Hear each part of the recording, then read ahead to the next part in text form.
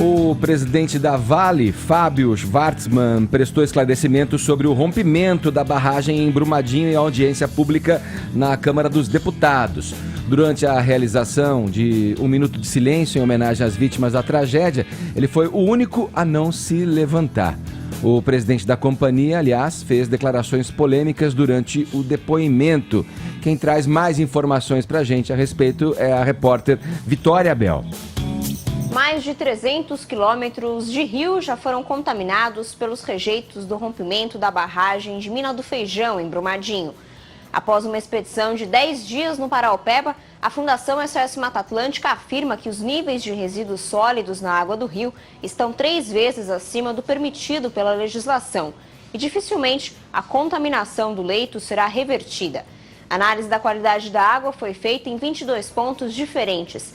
Técnicos do órgão percorreram o rio Paraopeba desde o córrego do Feijão, local do rompimento, até o reservatório de Retiro de Baixo, em Félixlândia. Segundo a Fundação, ainda houve perda de 112 hectares de florestas nativas, sendo 55 hectares de áreas bem preservadas. Nos próximos dias, a organização deve finalizar o relatório completo que será apresentado no dia 27 de fevereiro, em Brasília. A tragédia de Brumadinho já deixa 166 mortos e 147 desaparecidos. Em reunião da Comissão Externa do Desastre de Brumadinho na Câmara dos Deputados, o presidente da Vale, Fábio Schvartsman, afirmou que a empresa não pode ser condenada pelo que chama de acidente.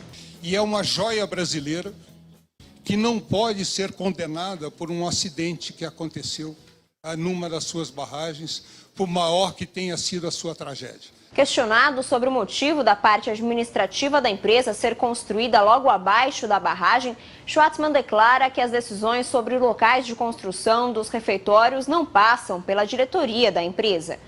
Em parecer divulgado nesta quinta-feira, o Ministério Público Federal diz que a Vale privilegiou o lucro ao construir a barragem de Brumadinho a montante, permitindo que o refeitório dos trabalhadores estivesse na linha de percurso da lama de rejeitos.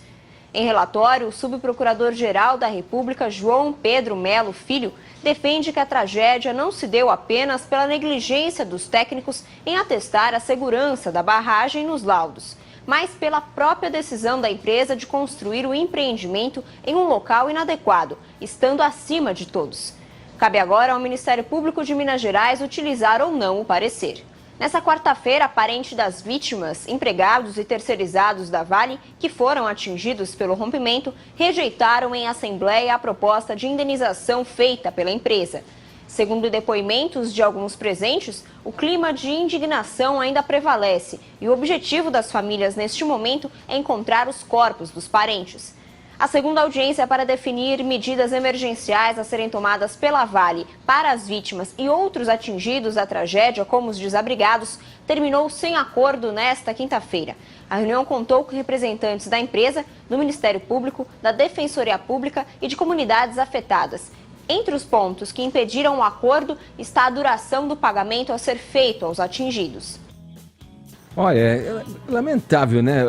Eu fico... É inacreditável que essa imagem e o que diz, né, simbolicamente, isso que eu acabei de dizer aqui para introduzir a matéria da repórter Vitória Abel aqui.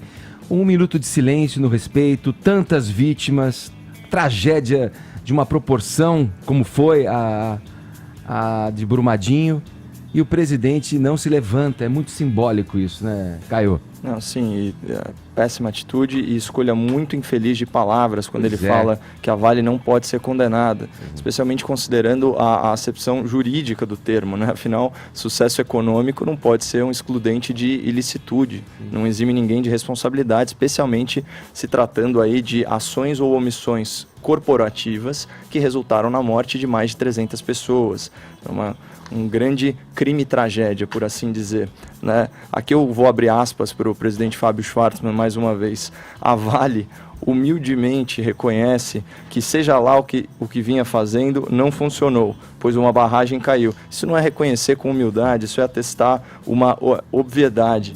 E em outros momentos, Edgar, ele sugere inclusive que haja uma consultoria internacional para um novo código de mineração. Então, dando a entender que a responsabilidade ela é de natureza também legislativa, portanto difusa, né, pulverizada. É a famosa esquivada, né? Nossa, e não parou por aí, ele também falou o seguinte, ó, a questão de barragem se sustenta em algo fundamental, que é o laudo de estabilidade, que é dado por terceirizados, então, num sistema de delegação. Então, a gente está diante aqui claramente de uma estratégia de terceirização da responsabilidade, sim, que já aponta o caminho das pedras, aí com perdão do trocadilho, para qual vai ser a defesa judicial do caso, que é o seguinte, botar a culpa na lei, nos laudos e em contratados externos, né? Só que, ainda bem que o nosso Código Civil trata de forma inequívoca da responsabilidade objetiva, que é aquela que independe de culpa e que se dá em função da atividade desenvolvida pela empresa. E no âmbito penal, é só questão de apurar quem foi negligente, imprudente e imperito